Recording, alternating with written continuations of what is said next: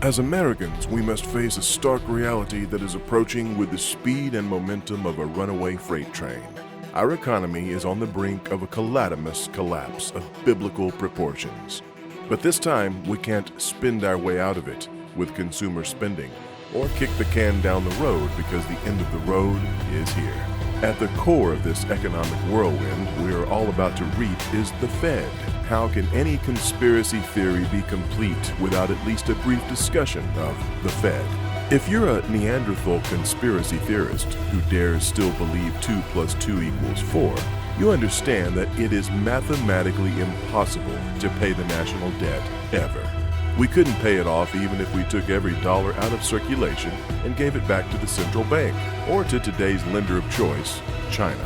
Since the modern-day money changers at the Fed have been charging us interest for the past 100 years for the honor of using their money, which they created out of nothing. So why do we have this unconstitutional scam system to begin with? You'll have to ask those that gave it to us, including J.P. Morgan, John Rockefeller, Andrew Carnegie, European, as in British Rothschild, banking interests, and their boot-licking lackey, progressive Woodrow Wilson. Why bother getting into aliens, JFK, Area 51, and chemtrails with this $5 billion a day in debt scam elephant that's in our living room staring us right in the face?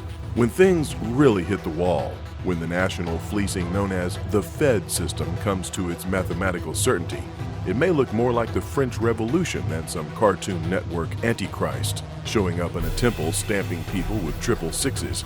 Many of us have read George Orwell's 1984. In it, the Obama-Goldstein government altered reality to such an extent that everyone was working, the economy was great, and unemployment was 0% because the government simply stopped counting people that came off the unemployment rolls. Scratch that. They convinced everyone that 2 plus 2 equals 5. Maybe they didn't have to come out right and say 2 plus 2 equals 5. Maybe all they needed to do was claim free money is good and borrow as much of it as you need to get back to prosperity. Just ignore those slave owners who founded our once great nation. We blinked. Our nation was hijacked by string-pulling international banksters who took us off the gold standard. They stole the gold of the people at gunpoint to store it at Fort Knox for safekeeping. Repeat this nonsense over and over by marching out 100 years of so-called economic experts like John Maynard Keynes and his sycophant lackeys in the media, including the New York Slime's Paul Krugman and the experts at Harvard and Circus, NBC, to repeat the debt is prosperity mantra over and over again from the aptly named Idiot Box. Even conservative icons don't dare question the Fed, lest they be called conspiracy kooks. Who would have the audacity to pull off a stunt like this? It's a scam more reminiscent of a national or international loan shark operation than sound economic policy. Except this monetary Ponzi scheme is sanitized by purported economic experts in the lecture halls of such places as the Rockefeller-founded University of Chicago. They, also known as the Eastern Establishment, or what may be more aptly called the Un-American Genocidal Complex, have already won.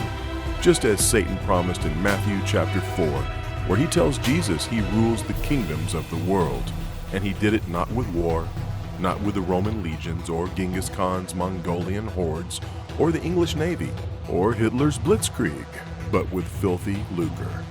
This is all reminiscent of what is looking more and more like what might be the most historically accurate movie ever written, John Carpenter's They Live.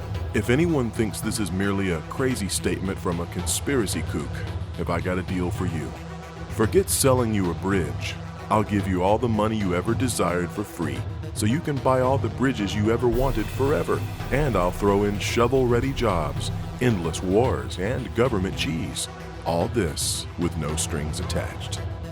Just sign on the dotted line.